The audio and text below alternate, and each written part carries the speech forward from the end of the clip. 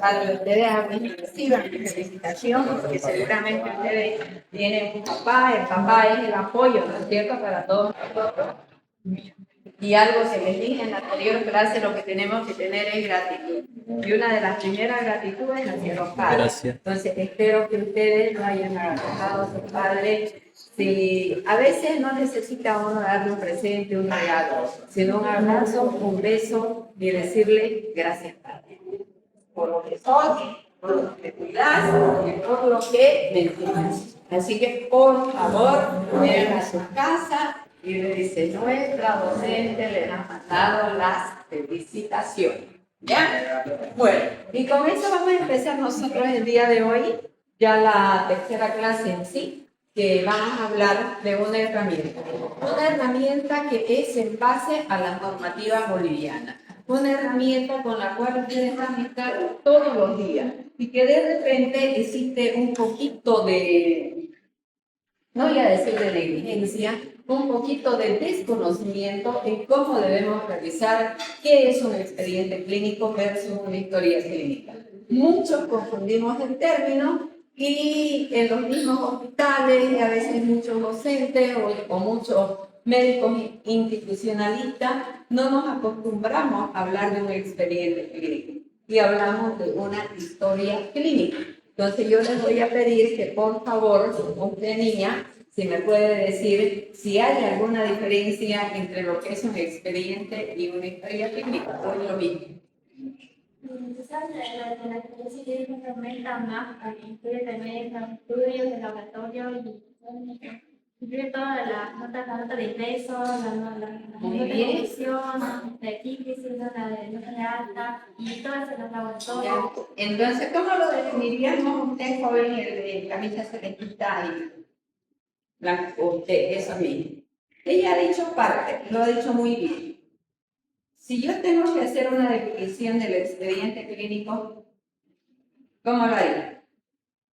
Decíselo fuerte para que me escuche, ¿qué ha dicho vos? Como idea, está bien. Ahora las ideas las lanzamos, como lluvia de ideas, ¿no es cierto? Si yo le digo a ella, pasa la pizarra y póngame esa lluvia de ideas que tiene, ahí después nosotros la transformamos y hacemos una definición y luego ya vamos a ver qué dice nuestra normativa. ¿Cuál es tu nombre? Darwin. Darwin. Vamos, Darwin.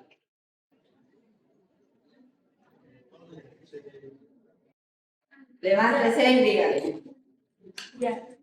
Refería que el expediente clínico era más amplio porque incluía la nota de ingreso, las notas de evolución, incluye toda la epícrisis, ¿no? Y todos los laboratorios, los estudios radiográficos y todo. Aparte de la historia clínica.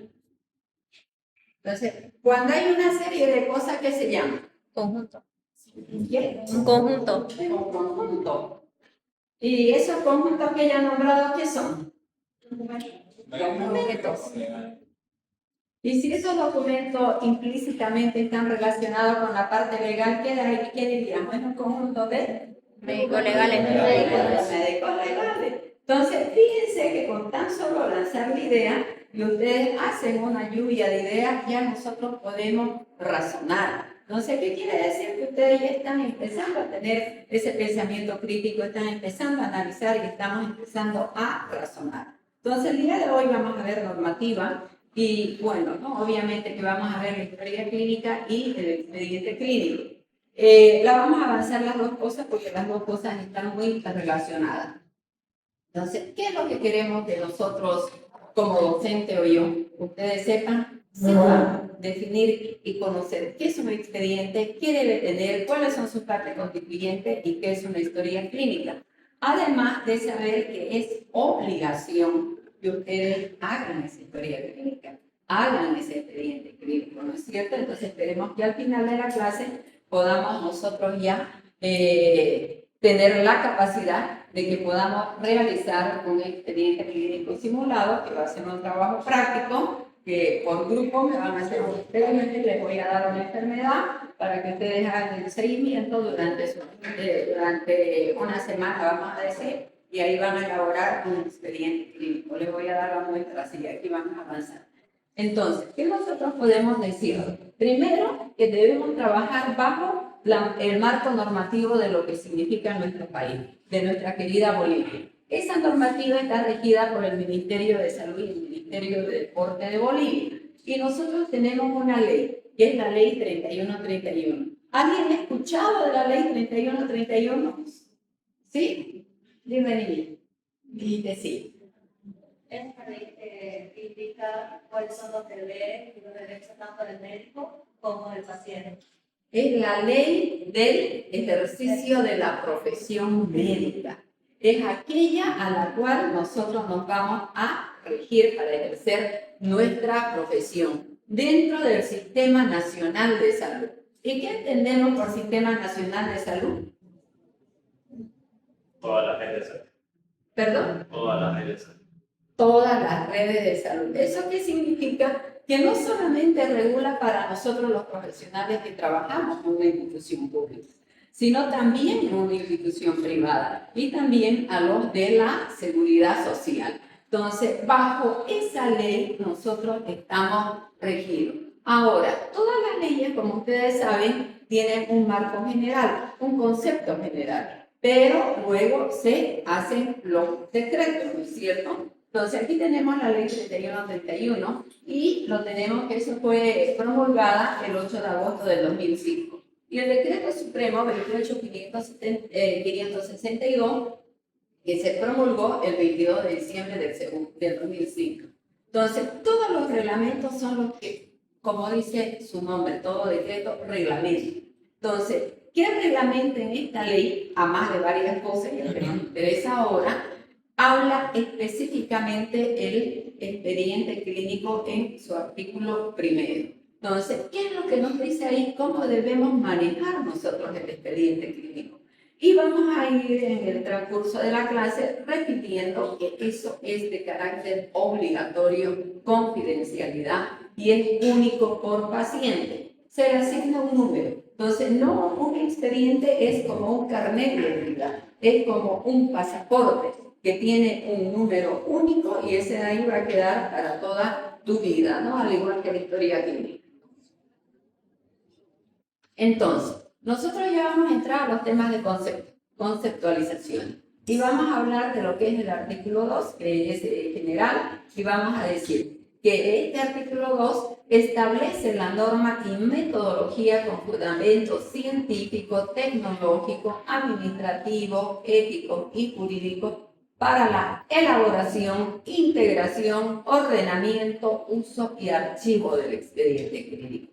Entonces, nosotros están bien especificados, obviamente yo les he traído lo más importante, lo que tienen que saber, porque además lo pueden bajar, ya les he dicho, de la página del Ministerio, lo que es el expediente clínico, ¿no? Y en el artículo 3, que ya es más específico, dice, establece la elaboración obligatoria del expediente clínico en diferentes ámbitos, ¿no es cierto? Entonces, por ejemplo, hay diferentes tipos de expediente clínico. El que nos vamos a abocar el día de hoy es el expediente clínico de internación. Entonces, no existe un paciente que sea internado y que no estemos obligados a tener su expediente clínico, que es como los expedientes legales. Era lo que decía ella, donde tiene un conjunto de documentos que son médicos legales y tienen un orden establecido para que nosotros podamos registrar todo lo que significa en la atención del paciente durante ese proceso. Si ese paciente se vuelve a internar, ese expediente se lo saca y se continúa en la próxima internación, ¿cierto? Entonces, ¿qué hace esta normativa? Estandariza. El expediente clínico no puede ser uno para Santa Cruz, no puede ser uno para el Hospital de Niños, no puede ser uno para el Hospital de San Juan de Dios, está estandarizado y debe ser el manejo habitual en todos los hospitales. Estamos hablando de los expedientes, de los 3 tipos de expedientes, de acuerdo al lugar donde es atendido el paciente. Hay el de consulta externa, el de emergencia y el de hospitalización. ¿Ya? Entonces, está sistematizado desde la conservación y el archivo del expediente clínico. ¿Qué es lo que queremos con eso? Promover la cultura de la calidad en el Sistema Nacional de Salud a través del manejo adecuado del expediente. En todos los hospitales hay una unidad que es la gerencia de calidad de atención. Entonces, esa es la que hace el seguimiento, la que hace la revisión, la que ve si se cumple. Ahora, ¿lo manejan en todos los hospitales? Amén. ¿Ya? ¿Por qué? Por desconocimiento. A pesar de que en la gran mayoría de los hospitales sí existen las personas que tienen conocimiento, pero la verdad que no sé por qué motivo no lo manejan. En el hospital de niños, en mi sala de neonatología era obligado. Mis estudiantes, ustedes que hacen la práctica, es obligado de llevar paralelamente a un paciente un expediente clínico, ¿no? Entonces, y aquí vamos a hablar de lo que es el principio del expediente clínico, de la importancia y de la característica. Ya hemos hablado nosotros que todo acto que realiza el médico con el paciente es confidencial, y más aún en el caso del expediente clínico, porque eso ya no es el hablar, ya no es el tener el consulta, es un documento escrito, ¿no es cierto? Integridad, que bueno es atención integral del paciente, disponibilidad. Ese expediente clínico a veces nosotros somos muy celosos y cada hospital tiene su normativa. Pero si alguien lo pide, puede pedirlo con orden judicial, puedo ir yo como médico que me está llamando ella y me dice, doctora, por favor, quiero que vaya. Obviamente, con todas las normas de ética y el respeto, puedo pedir que me lo muestren en el expediente clínico. Tiene que estar disponible con veracidad y oportunidad. La importancia, ¿para qué sirve tener un expediente clínico ordenado, con letra legible, que la podamos entender, bien redactado? Eso nos va a servir para hacer, obviamente, desde la historia clínica. La historia clínica, vale la pena resaltar para que vamos viendo las diferencias, es parte del expediente clínico. Es la primera parte. Entonces, si decimos es parte del expediente clínico, ¿qué es? Un documento médico legal que forma parte del expediente clínico, ¿no es cierto? Entonces, ahora, la importancia es que cuando nosotros tenemos esa relación de médico-paciente, pues nos estamos comunicando, ¿no? Pero a través del expediente no solamente tenemos esa comunicación con el paciente, sino que yo le puedo pedir a él que vaya y me ayude a ver a un paciente que tiene un problema neurológico. ¿Qué es lo que se hace? Una interconsulta. Esa interconsulta tiene que estar registrada en la hoja de evolución. Entonces, hay una comunicación donde él tiene la obligación de decirme qué es lo que ha visto, qué es lo que piensa y qué es lo que sugiere. Entonces, hay una comunicación entre profesionales. Es más, también la enfermera tiene una hoja que es la nota de evolución de enfermería o de registro, donde ella registra el día a día, turno por turno, todo lo que se relaciona en la atención del paciente. Y tiene un valor legal, como lo hemos hablado. ¿Cuál es la característica? Lo que hemos dicho ya, es único, es confidencial, es completo, porque tiene desde la historia clínica, lo vamos a ver en toda la estructura, la evolución, las indicaciones, los laboratorios, las interconsultas, ¿cierto? Algo que es importante es que sea legible. Entonces, tenemos que intentar hacer que nuestra letra no solamente la lea yo, sino que le entiendan los demás, ¿no? Ahora, con el tema de la tecnología, pues ya hay el expediente clínico digital, ¿no es cierto? Y es lo que más se usa en algunos países, ¿no? Y oportuno. La próxima.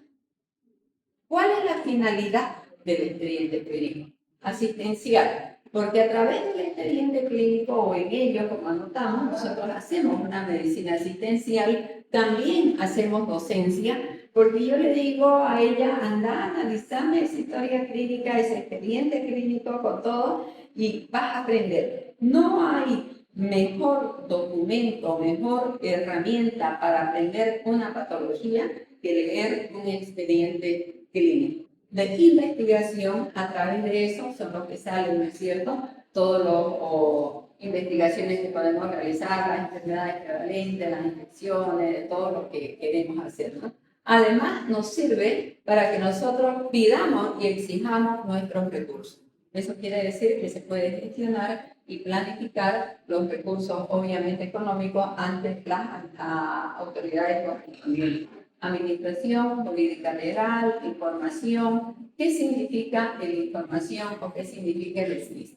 Nosotros tenemos a nivel nacional y a nivel local el SNIS, es el sistema de información, donde nosotros estamos obligados cada mes a presentar toda la información, el formulario que se llena y de ahí obviamente que sacan todos sus indicadores, control de calidad de asistencia y la comunicación. Entonces, hablaba y les decía qué tipo de expediente clínico hay. Entonces, dependiendo del nivel de atención, decía dónde lo vamos a atender ese paciente, entonces tenemos 3 tipos. El de consulta externa, donde el de consulta externa de repente son más marcadas, son más cortas, tiene la atención ambulatoria, tiene la historia clínica siempre, el diagnóstico y el tratamiento. Y el de hospitalización, que lo vamos a aprender el día de hoy, que tiene todo ese conjunto de documentos, que lo vamos a ver a detalle y vamos a saber cómo vamos a hacer cada documento. Y el de emergencia. El de emergencia es que el documento y la historia clínica también se realiza. En los 3 casos, parte de esos expedientes es la historia clínica, que es la base. Ahora, de acuerdo al formato, le decía yo, vivimos ahora en un mundo sistematizado. Tenemos el antiguito, que es lo que tenemos todavía en los hospitales, que es el físico, el que escribimos, o a veces ya está computarizado, o lo mandamos a la máquina y ya nuestras hojitas ya salen ya directamente ya impresas, ¿cierto? Y el electrónico.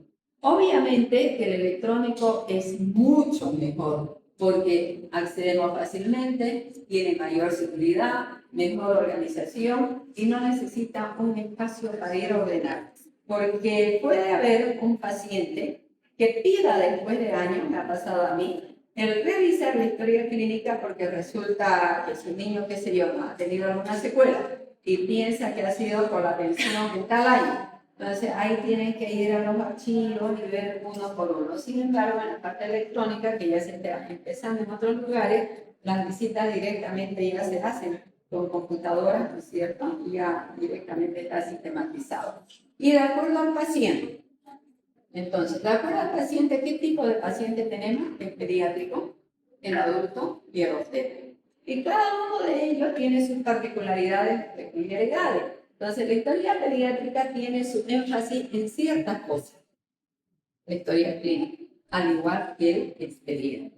Y del adulto también, ¿no es cierto? Entonces, nosotros hemos dicho que nos vamos a fijar lo que nos vamos a basar más que todo a aprender a manejar el expediente clínico de hospitalización. Entonces, ¿qué tiene el expediente clínico? Son todos estos documentos. Entonces decíamos, es una serie, es un conjunto de documentos donde la historia clínica forma parte del expediente clínico.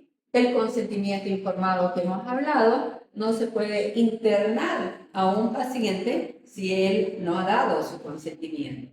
En el caso de pediatría, ya lo hemos explicado en la anterior clase, que ese consentimiento informado es delegado al responsable, que generalmente son los padres o a otra persona que tiene la custodia, ¿no es cierto? Las notas de evolución, en esas notas de evolución tenemos un sistema que tenemos que cumplir, que es el SOA. Todos los pacientes se evolucionan a través del SOA, que es otra normativa. ¿Qué es el SOA? ¿La que ha entrado? Estamos hablando de notas de evolución del expediente. ¿Qué es el método del SOA? Roy.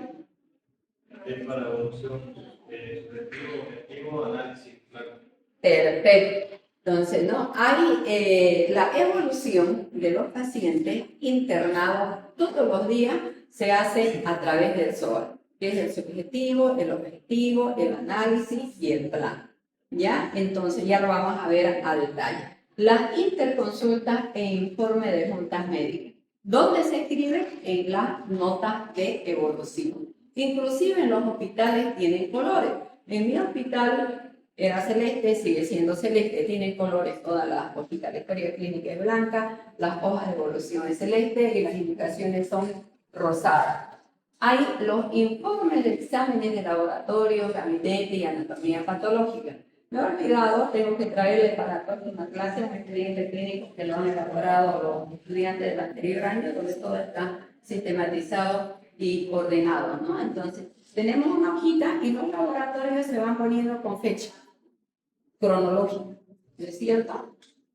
Entonces, si ya tenemos un hemograma, yo le pido un hemograma. Aquí tengo mi hojita blanca, lo pego el hemograma. ¿Qué es lo que tengo que escribir en las notas de evolución?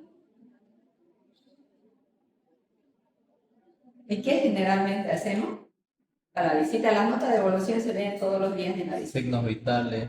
No, estamos hablando de laboratorio, de un hemograma. Generalmente lo que hacemos y lo que hacen, ¿ya?, es transcribir el mismo hemograma. Glóbulos rojos, 3,5 millones, glóbulos blancos, 15.000. No se escribe porque está escrito bonito, está impreso todos los datos. Lo que se escribe en la nota de evolución es la interpretación de ese hemograma. Entonces me tiene un hemograma y yo voy a decir, tiene una leucocitosis, tiene desvío a la izquierda, es un proceso infeccioso, pero está con desvío a la izquierda, hay predominio del neutrófilo y fórmula joven, entonces bacteriano. Tiene una PCR aumentada, su cuadro clínico es respiratorio, tiene alteraciones en la ocultación pulmonar, entonces ¿qué es? Una neumonía, ¿no es cierto? Entonces el hemograma es un hemograma infeccioso con desvío a la izquierda. Entonces yo lo que tengo que hacer es interpretar, al igual que cuando pedimos un estudio de imagen.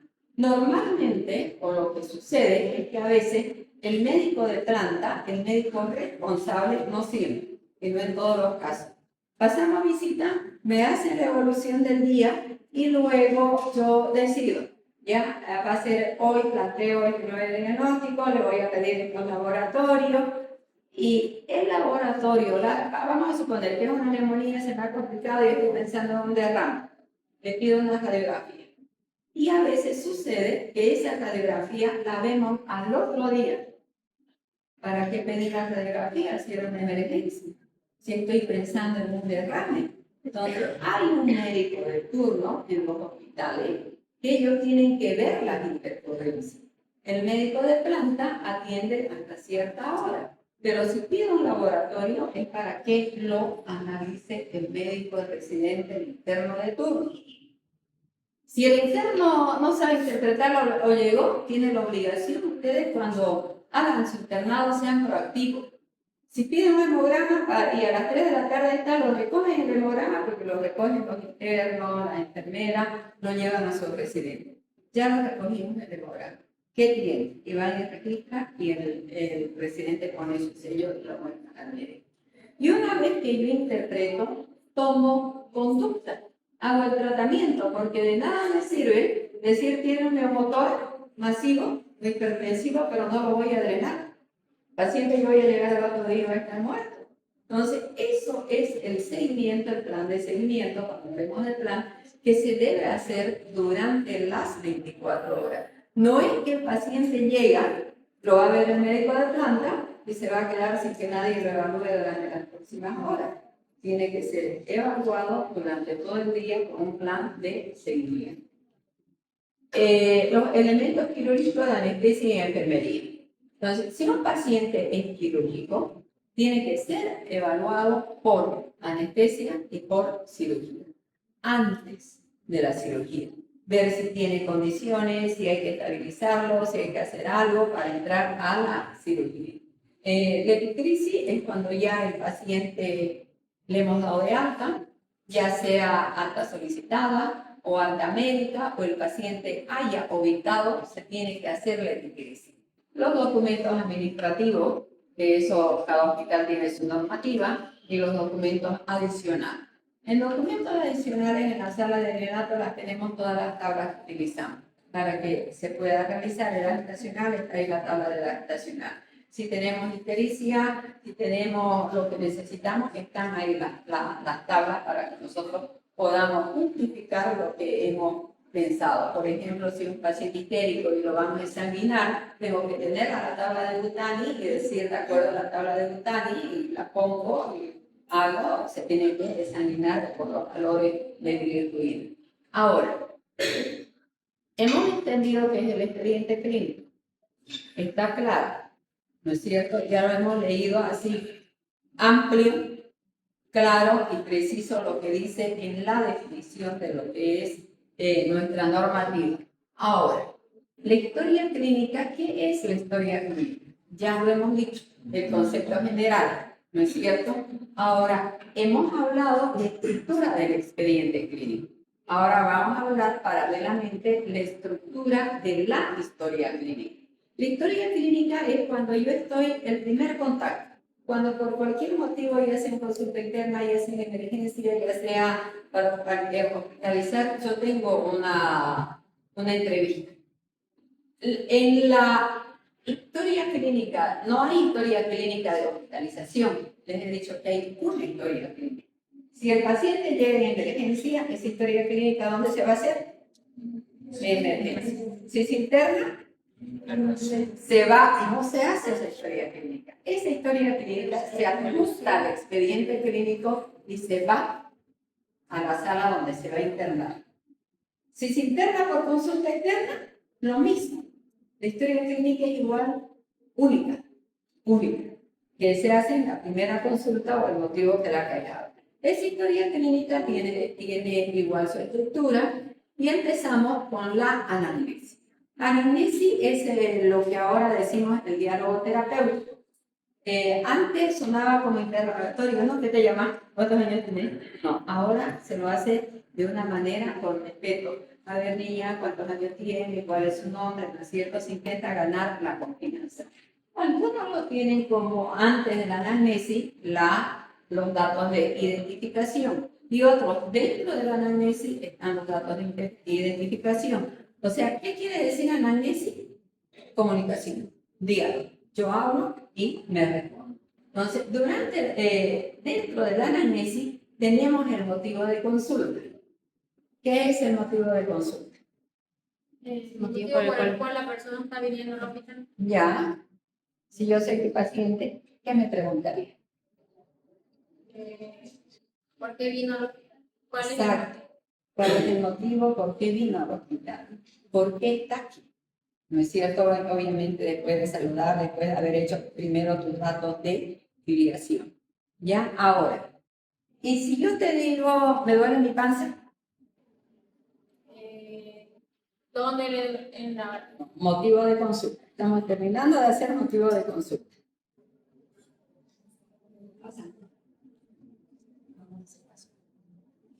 Vamos a hacer motivo de consulta.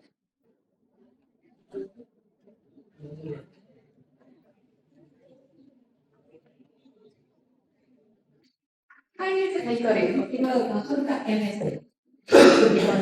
Ya me han dicho, vos sos mi doctora, ya nos hemos saludado, te he dado mis datos, y me decís por qué ha venido y yo te digo me duele mi panza. Escríbalo.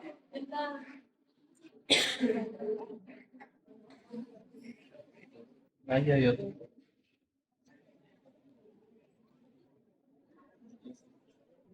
Abajo. Escríbalo. Es registro, ¿no es cierto? Entonces ya tiene que escribir el motivo de consulta. Porque cuando me lo presente el paciente ya va a decir motivo, lo va a leer. Motivo de consulta, esta cosa. Ya. Le pregunto a usted y... Y vos transcribís cuál es mi motivo de consulta. ¿Cuál es el motivo por el que viene al hospital? Duele mi panza, doctora. Escriba. Sí.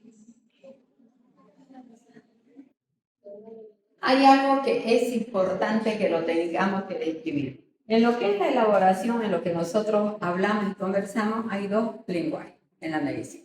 El lenguaje coloquial y el lenguaje técnico médico. ¿No es cierto? Entonces, en el motivo de consulta, niña, se pone lenguaje coloquial. Existe error y otros lo van a transcribir. ¿Dónde le duele? Aquí. Y van a poner motivo de consulta, dolor abdominal, fosa ilíaca derecha. Mal. Tienen que transcribir lenguaje coloquial, tal cual como lo dice el paciente. ¿Ya? Está muy bien. Entonces estamos entendiendo, ¿no es cierto? Entonces estamos nosotros en motivo de consulta. Historia de la enfermedad actual.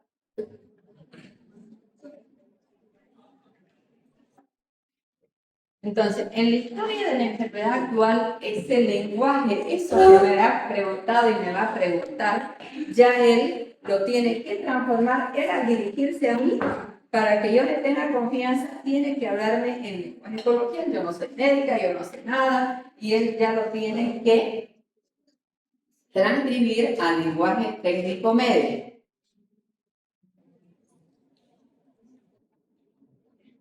Ya, lo de la panza. Aquí.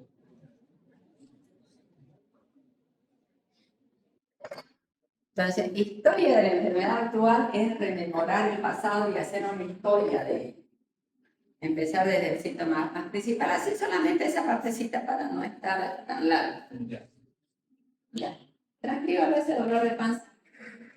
¿Nada más? No, es que es largo, pero ya después vamos a ir pasando ahí.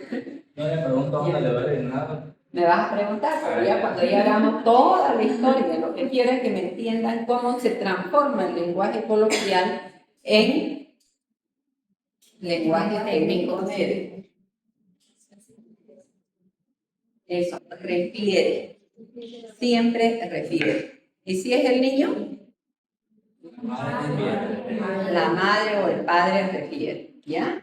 Entonces refiere dolor abdominal. Ya después me va a preguntar dónde, cómo, y lo seguimos haciendo. Yo sigo, aquí le digo nada, entonces ya va a saber dónde me duele. ¿Está bien? ¿Estamos entendido esto?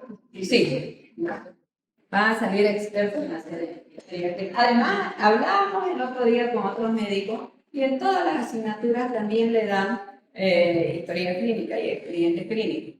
Les van dando para tema de transversal. Entonces, lo hemos dicho, historia de la enfermedad actual, después ya lo vamos a ver, es rememorar el pasado, pero no es el pasado de todo lo que ha tenido, el pasado por el cual ha venido. Por eso dice historia, rememorar. La enfermedad actual de esa enfermedad por la cual ha venido. Porque otra costumbre que tienen es ya acordarse que aparte de eso tenía, qué sé yo, otra cosa y lo mezclan todo. Es de la enfermedad actual, de eso van a hacer su historia. Después de que terminamos con eso, hablamos de los antecedentes personales. Dentro de los antecedentes personales tenemos los familiares, los patológicos, los fisiológicos, no patológicos. Posteriormente entramos en el examen físico. El examen físico hay el examen físico general y el examen físico segmentario. Una vez que tenemos eso, hay en una historia en el hospital análisis de información. Yo evalúo el subjetivo, que es lo que refiere el paciente, y el objetivo, que es mi examen físico actual. Hago mi análisis y pienso qué probable diagnóstico tiene. En base a ese probable diagnóstico, pido mi examen complementario y pongo el tratamiento que lo podría dar de internación, qué sé yo, y demás cosas, y ya después paso a la sala de internación, hago su expediente clínico y ya ahí está su hoja de indicación. La próxima. Ahora, otra cosa que es importante, que ya la habíamos tocado nosotros en el paciente pediátrico, es la evaluación del triángulo de evaluación pediátrica. Entonces, cuando yo estoy sentada y veo a alguien ingresar, tengo que hacer un diagnóstico para así, sin tocar al paciente, tan solo con verlo, para evaluar la gravedad del paciente. Porque si me viene un niño agachado que no puede caminar o que está sudando, está con la piel fría, está llorando y no tiene lágrimas y está gritando, entonces ya yo voy a pensar que es una cosa, ¿no es cierto? El triángulo de evaluación pediátrica evaluamos la actitud, el trabajo respiratorio y la parte circulatoria. Son esas tres partes lo que hablamos del triángulo. Cuando hablamos de actitud, estamos viendo la parte neurológica, de cómo estamos. Si él responde, si él se mueve, si él tiene un lenguaje coherente, si es que habla, ¿no es cierto? Si se mueve o no se mueve. El trabajo respiratorio es solamente observar, estoy hablando que no se toca al paciente. Llega y lo mira. Si tiene signos de dificultad respiratoria, está respirando rápido, tiene uso de los músculos accesorios, ya voy a pensar que es algo grave y más de lesión bastante menor. Y en la circulación voy a ver la piel. Si está morada, si está pálida, si tiene una piel marmórea, ¿no es cierto? Entonces, eso me va a dar como una idea de la gravedad del paciente. Y me va a determinar, al ver si es grave o no grave, me va a determinar lo que hablábamos el martes, cómo yo voy a actuar. O sea, la prontitud y dónde lo voy a internar. Ese paciente está grave, lo voy a internar. Ese paciente no, si es una diarreíta, pero no tiene signos de deshidratación. Y ha hecho 4 veces, está comiendo, está tomando líquido, lo voy a mandar a casa. Pero el paciente tiene unos signos leves de deshidratación. Lo voy a observar y le voy a hacer un plan B.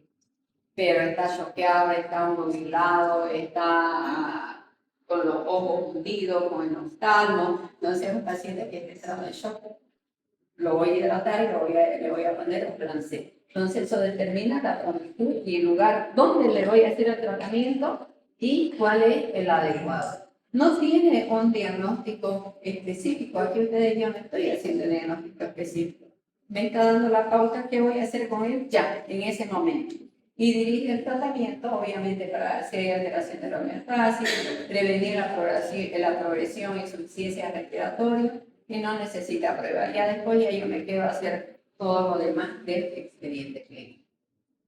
Aquí está todo lo que hemos hablado, en la apariencia o actitud, evaluar los tonos, el movimiento, el estado de alerta, el lenguaje, la mirada del niño, el trabajo respiratorio. Si un niño tiene un problema, tiene 1 año y viene con un estridor expiratorio, quejándose y está sibilando, está como gatito, digo, no, probablemente sea una infección de vías aéreas inferiores. Lo más probable, si está sibilando, será una bronquiolitis, ¿no es cierto? Entonces, yo tengo que pensar rápido y lo tengo que internar. Entonces, hay que evaluarlo si no hay dificultad respiratoria, hay que ver si escuchamos ruido y, obviamente, el evaluar la respiración. Estamos viendo si hay una oxigenación, la relación de oxigenación-ventilación. Si el niño está muy quejumbroso, se está agotando, obviamente que además tengo que pedirle ya una gasometría para ver si tengo una cirrosis respiratoria o qué voy a hacer con él. Y la circulación, que también ya lo hemos visto. La próxima. Entonces, si combinamos estos 3 elementos, nosotros vamos a ver qué gravedad tiene el paciente, cuál es la normalidad más probable. No hacemos diagnóstico, lo vuelvo a repetir. Sospechamos el estado de gravedad, ¿no? Y cómo vamos a actuar de manera rápida en ese momento. La próxima. Que también se lo podría aplicar en el adulto, pero generalmente está como triángulo de evaluación pediátrica, ¿no? Ahora, es bueno recordar que le digo algunas frases que son notables y que nos hacen a nosotros pensar. Y lo que le decía, que es la anamnesis, es rememorar lo sucedido y hacer una historia de ello. Y aquí hay diferentes frases o pensamientos de autores, como esta: una buena anamnesis representa la mitad del diagnóstico. Si yo tengo el tiempo necesario, si yo hago las preguntas correctas y voy dirigiendo, me va a ayudar a hacer un diagnóstico. Pero si no dirijo, si no hago una buena anamnesis, probablemente me equivoqué, ¿no es cierto? Otro, para el diagnóstico, 1 hora de cuidadoso interrogatorio vale más que 10 horas de interrogación. 1 hora, cuidadoso. Y la anamnesis es principalmente realizar un diagnóstico fundamental para el diagnóstico. ¿Ya? Ahora, las habilidades. Ahora, para tener una buena historia clínica, tenemos que tener habilidades, y más aún en el niño. Y las habilidades son las comunicacionales. Entonces, tenemos que saber esa comunicación verbal efectiva, que el paciente o la mamá del paciente nos entienda, nos comprenda y no 3 cosas. ¿Qué les he dicho? ¿Me escucha? ¿Me entiende? ¿Me comprende? ¿No es cierto? Entonces, conocer el lenguaje no verbal, ver la cara del paciente, ver la actitud de ellos. Por ejemplo, yo aquí los miro y yo les digo quién está atento, quién está pensando en la luna, quién está feliz, quién está pensando en el churrasco de la noche. Gracias por tu invitación. Oye, bien, ¿no le estás haciendo el churrasco a tu padre? ¿A mi padre? Me escribiste el mensaje. No. Lleva. No. No, ¿Por qué vos? almorcé con él.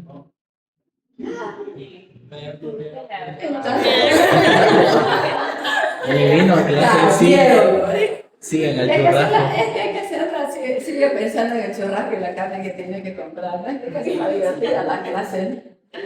¿Ya? Entonces, conocer el interés creativo de los padres, el aspecto socioeconómico, o sea,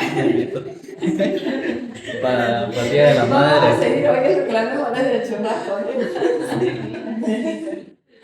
¿Ya? Las barreras, a veces estamos con alguien que no hable castellano, entonces de repente tenemos que buscar traductor, tenemos que sacar esa barrera idiomática, las creencias, reconocer también las emociones en la familia cuando interfiere en la comunicación. Entonces una familia está preocupada, como ahorita, ¿no? Se quedó pálido, estaba con alteración de la circulación con el churrasco.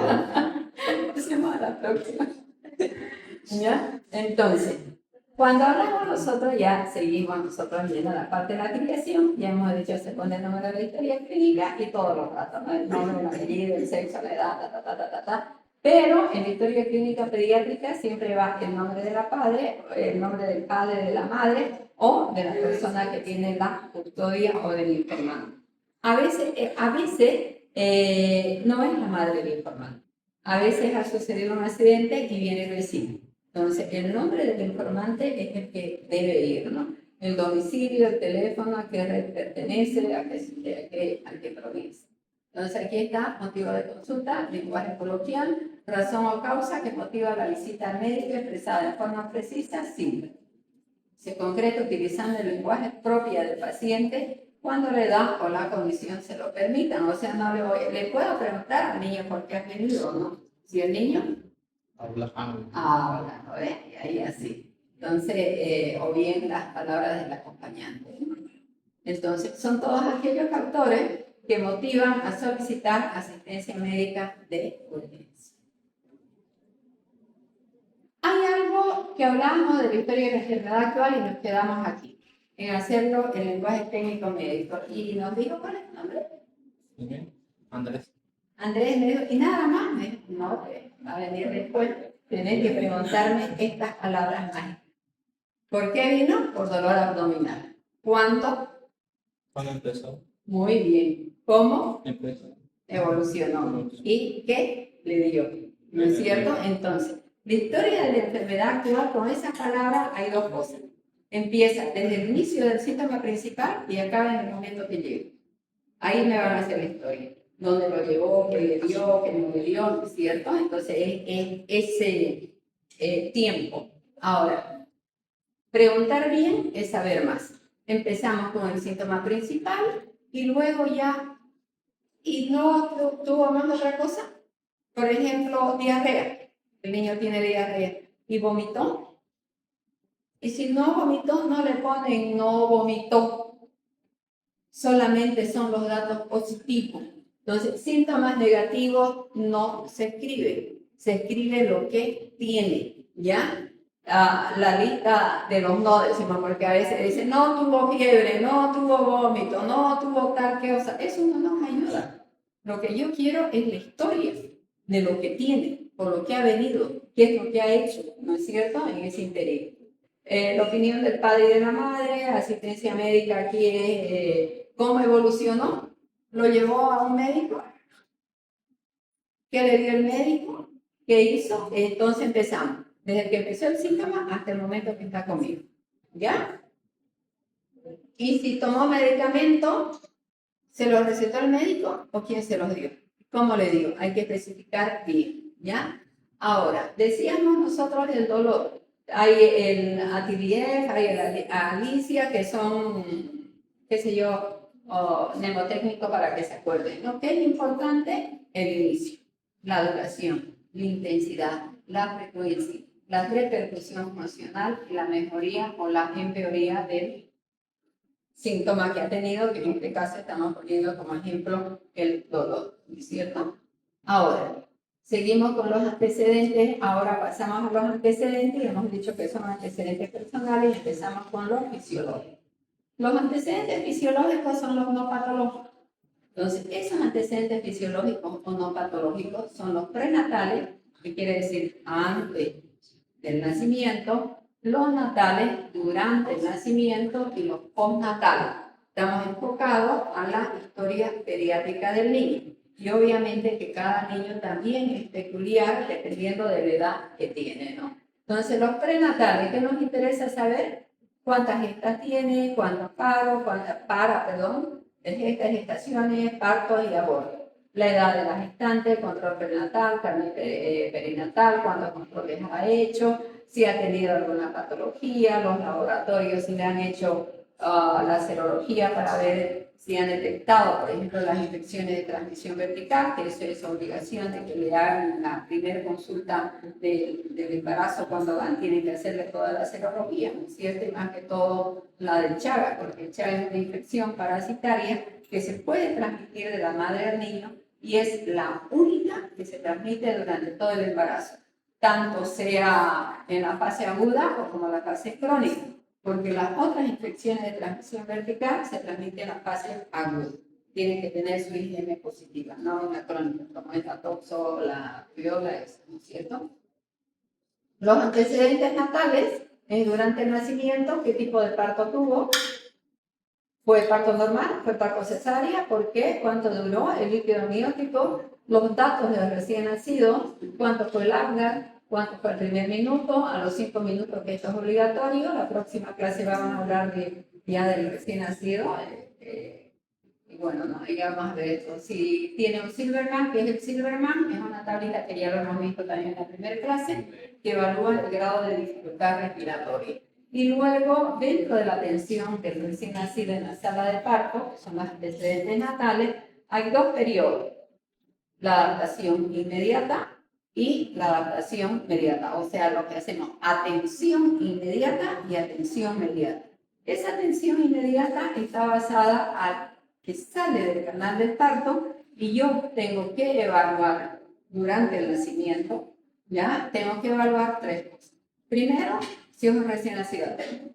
Luego, si llora, es que respiró, y el tono muscular. Entonces, si ese paciente es un recién nacido a término, está entre las 37 y las 42 semanas, el momento del nacer lo primero que hace es llorar. Salieron los bracitos y comienzan a moverlo, a extenderlo, entonces es un niño que ha nacido con buena vitalidad. Voy a hacer los cuidados inmediatos, que es ponerlo a calor, secarlo, cambiarlo, que posteriormente lo vamos a ver. Pero si uno de esos tres parámetros el niño no lo tiene, si es un recién nacido pretérmino, si no lloró, si no tiene vuelta no muscular, tengo que hacerle maniobras de reanimación. Entonces ahí le preguntan, ¿y su bebé de un mes, vamos a suponer, el niño en el momento del nacimiento, le hicieron algún soporte de atención? ¿Le pusieron oxígeno? Ese oxígeno le pusieron con una mascarita, lo llegaron a intubar, le dieron masaje. Son las preguntas básicas que deben hacer en la historia clínica pediátrica de un niño pequeño, ¿no? Y en todo en lo general. Y los postnatales, ya después del nacimiento, tenemos que ver el tipo ya de alimentación, de lactación, si después de que nació estuvo todo bien, se fue con la madre, si no se fue con la madre, si se fue con lactancia materna, dependiendo de la edad, van a preguntar inmunización, dependiendo de la edad, van a preguntar la lactación, dependiendo de la edad, van a preguntar a qué edad comienza a hablar, la dentición, todo eso la próxima. Luego tenemos los perinatales, que están aquí, que está para aborto de lactante, laboratorio, los perinatales de madre. Los patológicos, ya si hay alguna patología, entre los antecedentes patológicos estamos hablando de los antecedentes patológicos de virus. Si es un recién nacido y ha estado internado, es su primera patología, ¿no es cierto? Pero si ya tiene más tiempo, pues vamos a ver, tiene 2 años, 3 años, vamos a preguntarle qué enfermedades recurrentes tuvo. Resfrío, diarrea, neumonía, estuvo internado, ¿no es cierto?, hasta el momento actual, desde que nació hasta que llegó. ¿Cuánto tiempo duró? ¿Cómo evolucionaron? Si hay algún antecedente, y así sucesivamente, ¿no? Aquí dice, por ejemplo, que a los 2 años tuvo un dengue, que se complicó con una neumonía, que fue hospitalizado. Esos son los antecedentes patológicos relacionados con enfermedades que ha tenido desde el nacimiento. Y los familiares, esto es fácil, son todas, hay que preguntar, padre, madre, abuelo, hermano. ¿Cuántos tienen? Y si tienen alguna enfermedad que pueda transmitirse, por ejemplo, un chaga, por ejemplo, una tuberculosis, una diabetes, o sea, todo lo que son de enfermedades, si el padre está vivo, si el padre está muerto. Y en adolescente es importante tener con ellos un diálogo más directo, pero siempre en confianza, sobre el uso de drogas, alcohol y obviamente alergia, que también a veces es la próxima. Ahora, hay cosas que nosotros las debemos tomar en cuenta para una atención pediátrica durante el examen físico. Y uno es el ambiente. ¿Ya? El ambiente tiene que ser cálido. Ahora ya los pediatras son más cálidos, tienen sus muñecos, tienen sus figuras y tienen de todo ya, ¿no es cierto? Un ambiente tranquilo y tenemos que tener una luz que nos permita identificar y hacer un buen examen físico. Siempre estar el niño con sus padres, jamás haga un examen sin estar el padre, la madre o una persona responsable, ¿no? Y obviamente tener todos sus equipos y sus herramientas a mano. Hay que tener acercamiento, hay que ganarse la confianza al niño y siempre tener esa relación entre niño, madre y médico, ¿cierto? Y explicarle, mira, bebé, te quiero ver tu garganta, abrime tu boca, y va a decir, no, no. Abrime, mira, aquí tenemos el que. Ok. Entonces, siempre, ¿no? Tener ese diálogo y bajarse al nivel de él. No hablarle así como que si fuera un adulto. Les he dicho, ¿no? Lo primero es respetar la edad del paciente, que el niño me entienda, que me comprenda, que me escuche, ¿ok? Observar el estado de alerta, la postura, el estado nutricional y las técnicas. ¿Qué técnicas se utilizan en el examen físico? Al igual que en todo. El examen físico es de arriba abajo. Eso se llama cefalocaudal. Y nosotros sabemos que para todo lo han llevado en serio, que no recuerdo nada más, que tenemos una secuencia cronológica. Y esa secuencia cronológica es infección, palpación, perfusión, auscultación. Excepto en una parte y en una región del cuerpo. Muy bien, panza. En el abdomen. ¿Cuál es la secuencia del abdomen? Inspección, Ya, entonces variamos. Empezamos con, Inspección, seguimos con auscultación, luego palpación, perfusión, perfusión, y palpación. No. Entonces, tenemos que saber esa secuencia porque todo tiene su motivo y todo además han hecho estudios. Porque si yo inmediatamente le comienzo a palpar, el niño como que más se va a asustar. Y además eso es la cronología no solamente del niño, sino es la cronología que ha variado ya hace mucho tiempo en lo que es el examen físico regional, ¿cierto?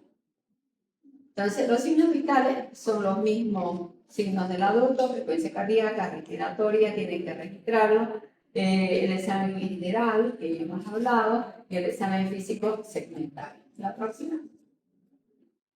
Solamente para ver y hablar de algo, por ejemplo, cuando nosotros hacemos la cabecita, va a depender de la edad del niño. Si es un lactante menor, primero tengo que medir el perímetro cefálico. Si tiene un mes, 2 meses, porque yo tengo que saber cuánto crece el perímetro cefálico.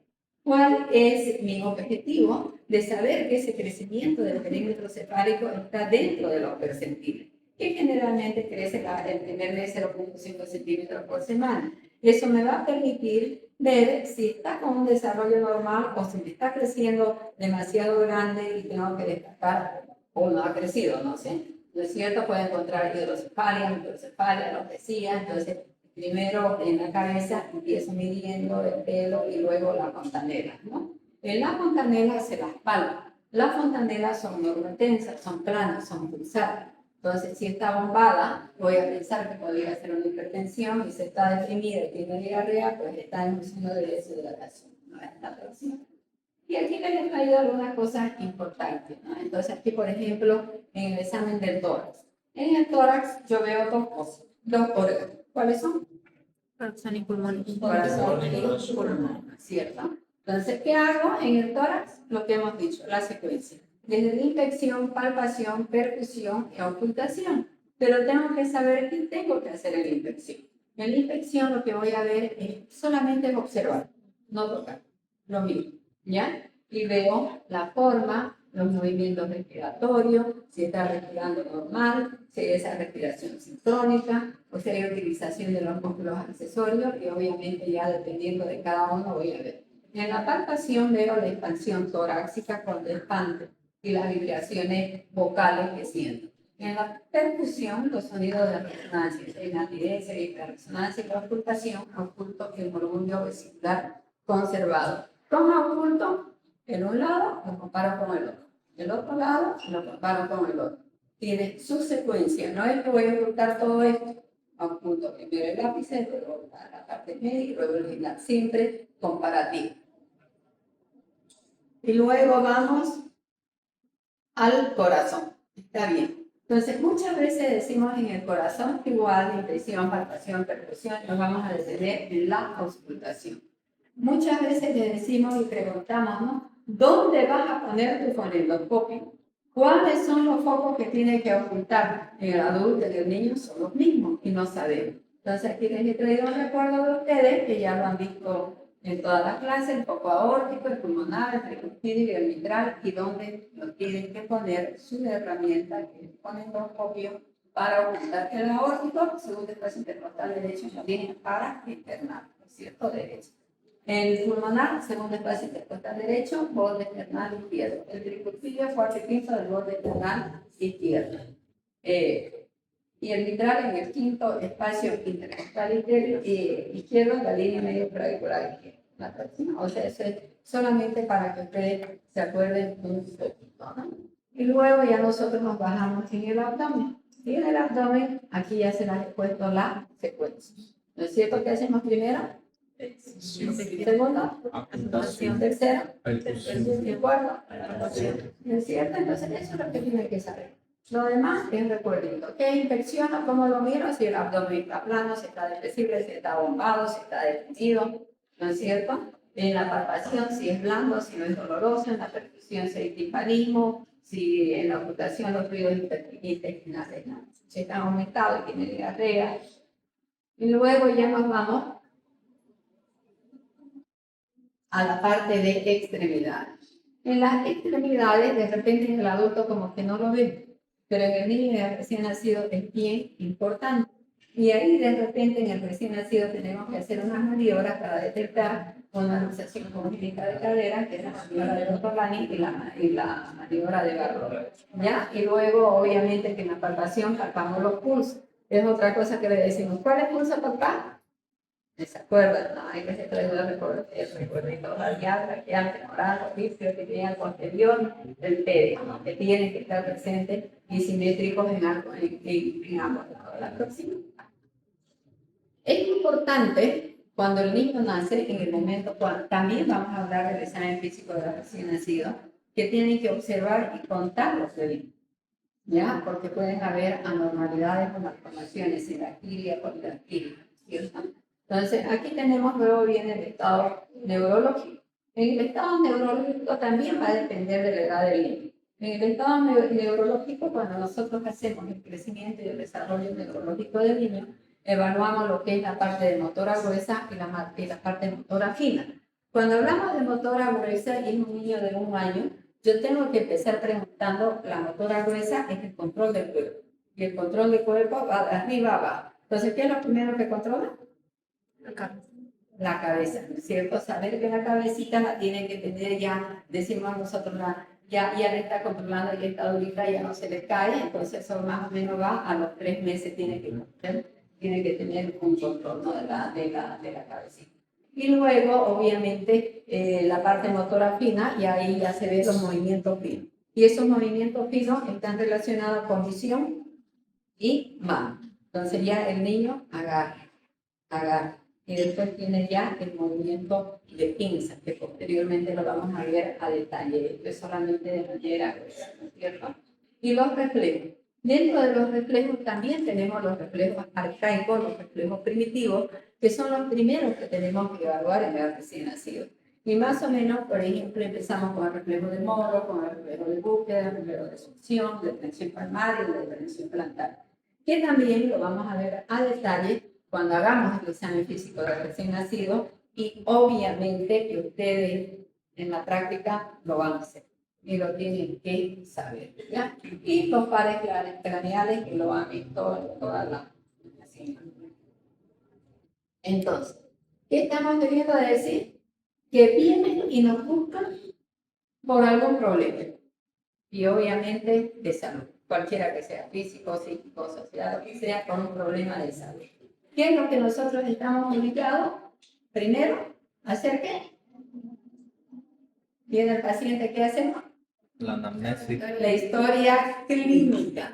Y empezamos con la anamnesis, ¿no es cierto? Es solamente saber que si viene con eso, ¿no?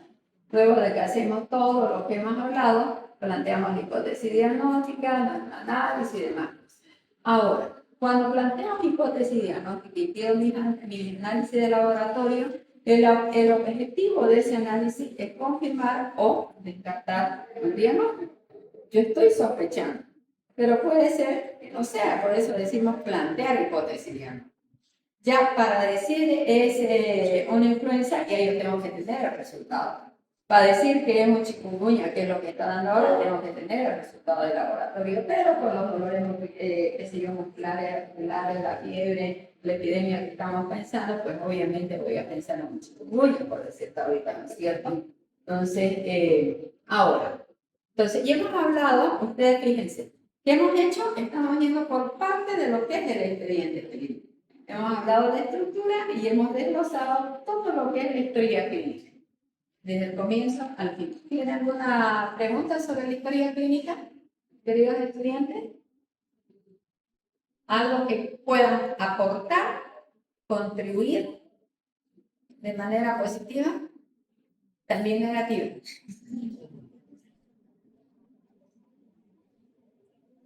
¿Sabemos? ¿Entendemos? ¿Escuchamos? ¿Sí? Está definido. Entonces, ¿historia clínica es igual que expediente clínico? Nunca, jamás, ¿no es cierto? Ya, muy bien.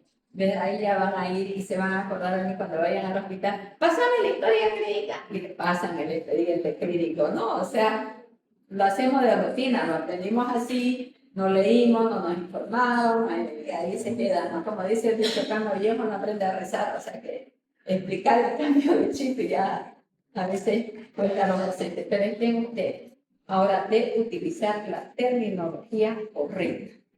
Todo ese documento, todo ese archivador que está en los pacientes internados, expedientes clínicos de internación, ¿ok? Y dentro de esos expedientes clínicos tienen, les decía yo, los elementos, ¿no es cierto? Que son elementos quirúrgicos, elementos de enfermería, y aquí lo tenemos los elementos quirúrgicos, ¿ok? Entonces, ¿qué tiene de elementos quirúrgicos? Las notas prequirúrgicas, el preoperatorio, el postoperatorio, el protocolo quirúrgico. Si un paciente va a cirugía, tiene que volver con su protocolo. Ustedes tienen que exigir, si no, no entra, no vuelve a la sala. Porque al otro día el médico que le sigue, el médico de sala, pues obviamente tiene que saber qué es lo que le han hecho en el acto quirúrgico. Entonces tiene que tener la nota quirúrgica. Ese paciente, entonces, está antes de entrar a la cirugía, yo pienso en una atresia de esófago, porque tenía mucha salivación, porque no me pasaba la sonda, se me enroscaba, le he sacado la radiografía, veo yo hay una bolsita donde hay un stop y no me pasa la sonda, digo es una atresia de esófago. Pido evaluaciones, va a venir, que tenga su hemoglobina, que tenga, y ellos saben cuál es su protocolo, el riesgo quirúrgico que tienen que tener, ¿no es cierto? Su TP, su hemograma, el plasma si necesita, y ellos verán qué es lo que necesitan, que tienen que solicitarlo para que nosotros lo preparemos y lo mandemos en condiciones al acto quirúrgico. En pediatría es importante, especialmente en neonato, que el paciente antes de irse se pese y después de volver se pese. ¿Por qué? Porque el manejo de los líquidos es muy lábil, que por algún motivo u otro motivo le pasen un excedente de líquido y el niño llegue con encharcado, que es lo que normalmente decimos, ¿no es cierto? Entonces tenemos que pesarlo el paciente. Y es recomendar que el líquido que pase dependiendo del acto quirúrgico es tantos ml por kilo. Cuando hablemos de recién nacido, vamos a hablar de requerimientos hídricos y igual en los elementos de anestesia, la nota preanestésica, el protocolo, la nota post-anestésica y la nota de la recuperación. Generalmente ustedes fíjense, un paciente que entra a cirugía se queda en recuperación hasta que despierte y ahí tiene que quedarse el anestesista o el residente para hacerle el control y el seguimiento. No es que acabe la cirugía y ya no hay espacio y se lo lleve. Entonces tienen que tener su nota de recuperación y diciendo qué es lo que han hecho, cómo han actuado ellos. En la hoja de enfermería, es una hoja especial donde tienen desde la curva térmica, el control de signos vitales, cómo anotan los líquidos que ingresen y el horario de medicamentos, ¿no? Entonces, ellos llevan su carga y estrictamente el control de líquidos administrados. Y los documentos administrativos es la nota de ingreso, la nota de egreso, referencias, informes, si el paciente. Generalmente a los hospitales de tercer nivel, ya les he explicado, llegan con su formulario de referencia, porque no vienen directo. Primero van al primer nivel de atención, de ahí que vienen y lo llevan. Ahora, ya hemos visto todo eso y hablábamos nosotros que ya el paciente se nos internó, me lo presentan ustedes la historia clínica y empezamos a hacer la evolución. La evolución de los pacientes se hace todos los días. Todos los días.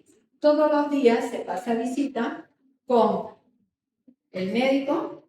Les he pedido que por favor, si a la niña de lo último no me escuchó en la primera clase, que no saquemos fotos. La graba en la clase porque yo te voy a preguntar, te voy a hacer pasar y no me vas a atender porque está más preocupada en sacar la foto. Entonces aquí le ponen un print y sacan la foto que quieran, ¿no es cierto? Entonces no hay para qué preocuparse, ¿ya?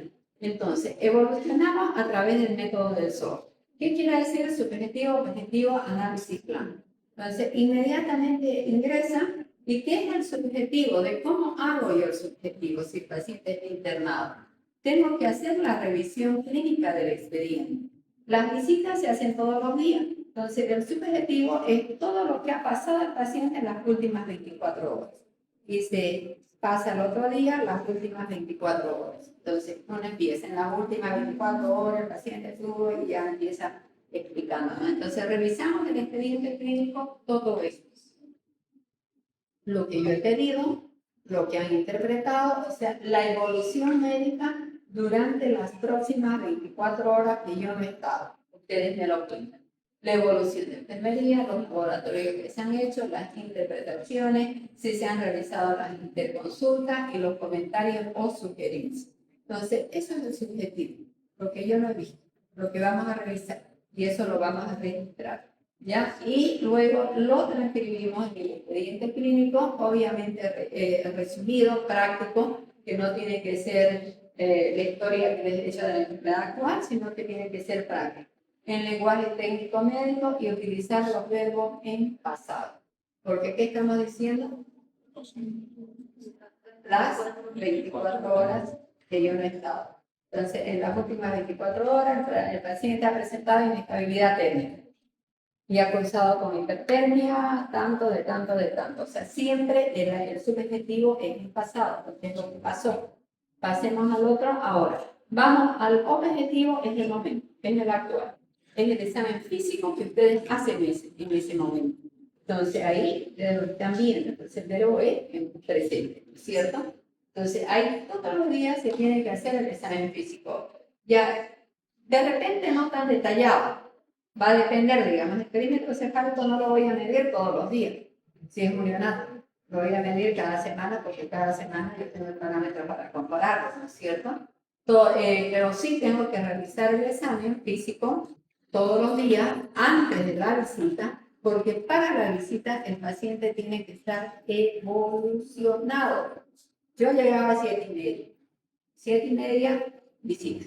Y ahí estaban los estudiantes, los internos, los residentes, y ahí pasábamos la visita. Ahora, depende de cada uno el tiempo que necesita para irse. Nadie exige que se vayan a las 3, a las 4 de la mañana. Depende de tu capacidad para hacer las cosas, ¿no es cierto? pero sí que se tiene una hora de visita, se tiene, ¿ya? Porque además las recetas no pueden salir después de las 11, porque ya no hay. Los laboratorios también. Entonces, generalmente la visita se pasa entre 7:30 y 8 en algunos hospitales, y hasta las 10 ya se acaba todo, y ahí se dedican a hacer todo lo que son las recetas, todo lo que se ha quedado, ¿ya? Entonces, todos los días antes de la visita, se escribe el expediente clínico, el examen físico general, secretario. No necesitan poner, vamos a suponer que sea diarrea, no tiene nada en pulmón, y no me pongas pulmón simétrico, murmullo vesicular conservado, cardiopulmonar, sí, particularidad, ¿no es cierto? A no ser que ya se nos complique. Esto es lo que quiero, que aprendan a ser precisa, de manera precisa y concreta. Y ya les he dicho, lenguaje técnico medio. La próxima. Luego entramos en el análisis. Entonces, ustedes presentan eso en la visita. Vienen, lo leen, y si lo saben, presentan el subjetivo y el objetivo. Y ahí empezamos a hacer el análisis. Y ahí en la visita, el médico, o por lo menos yo cuando estaba haciendo, ya renuncié, le dije al hospital el anterior mes, ya que no van a hacer conmigo. El hospital ya uno hace el análisis y comienza a preguntar.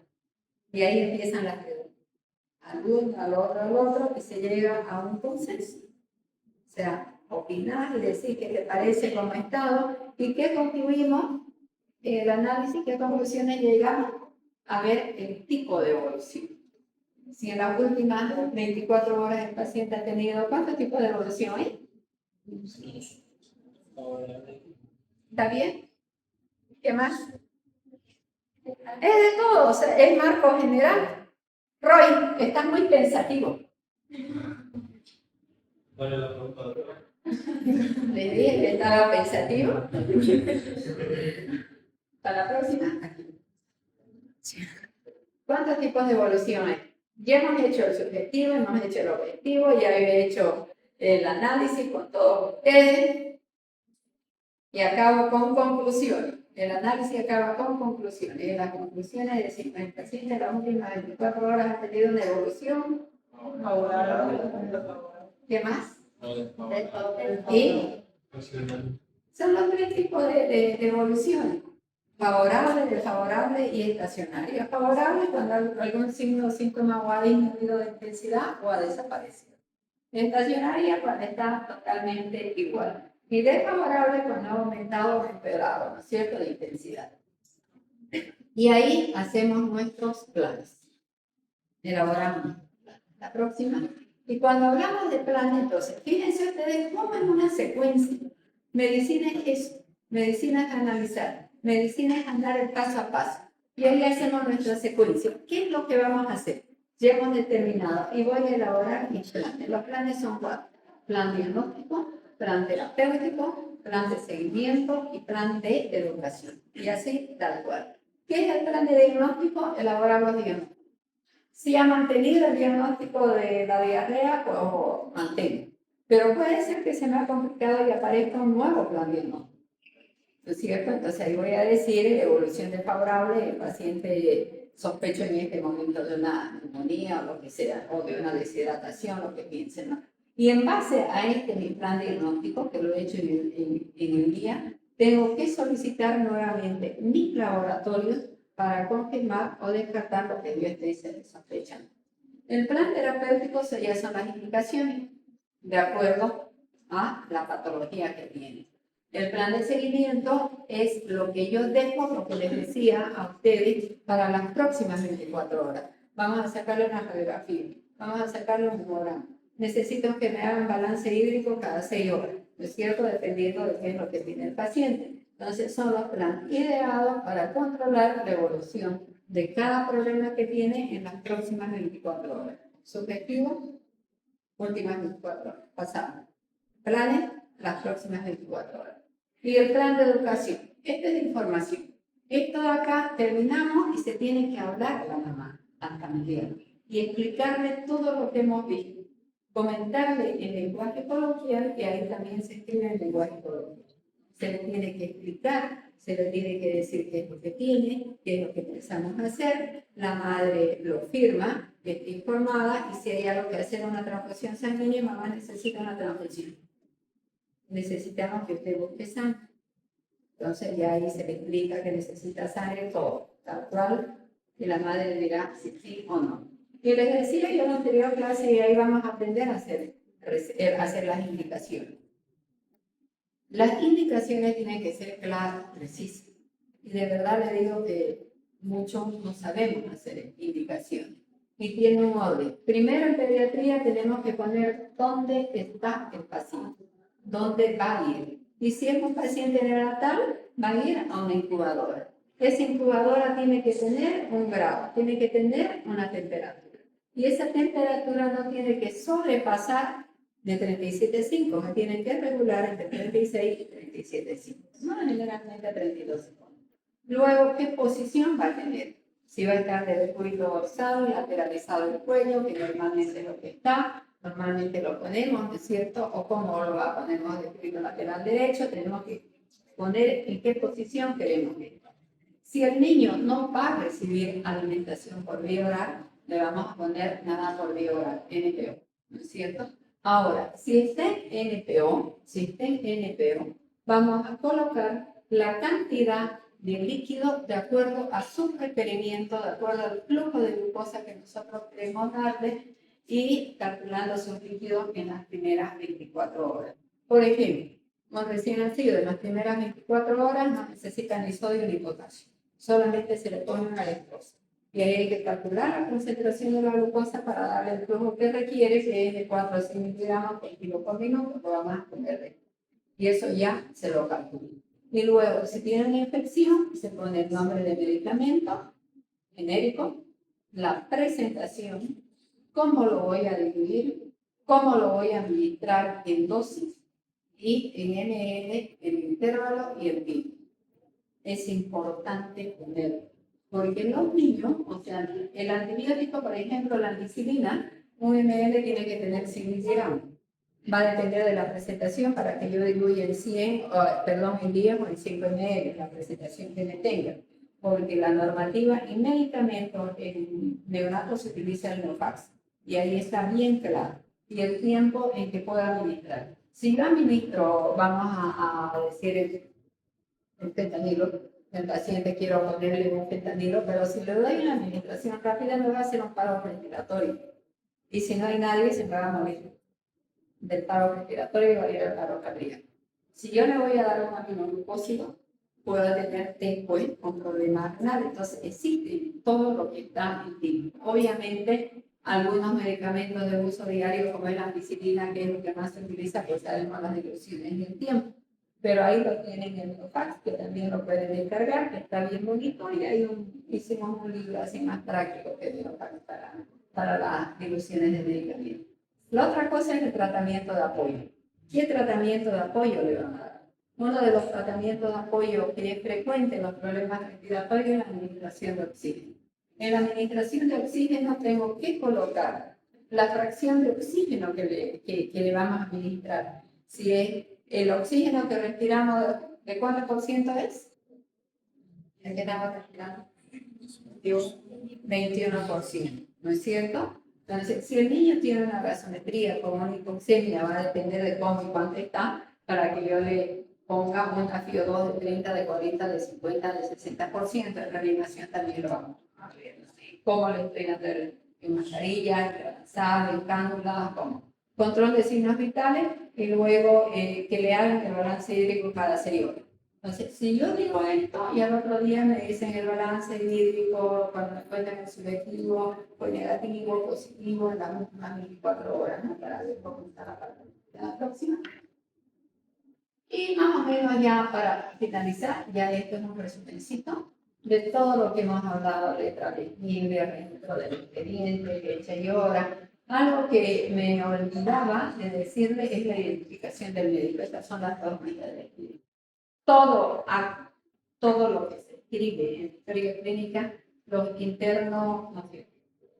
¿Ya? El que firma es el residente. Ustedes pueden ayudarles, pueden escribir, porque ustedes no son punibles ni tienen todavía el registro médico para que esté registrado. Lo firma el residente, el médico de turno y el médico de salud.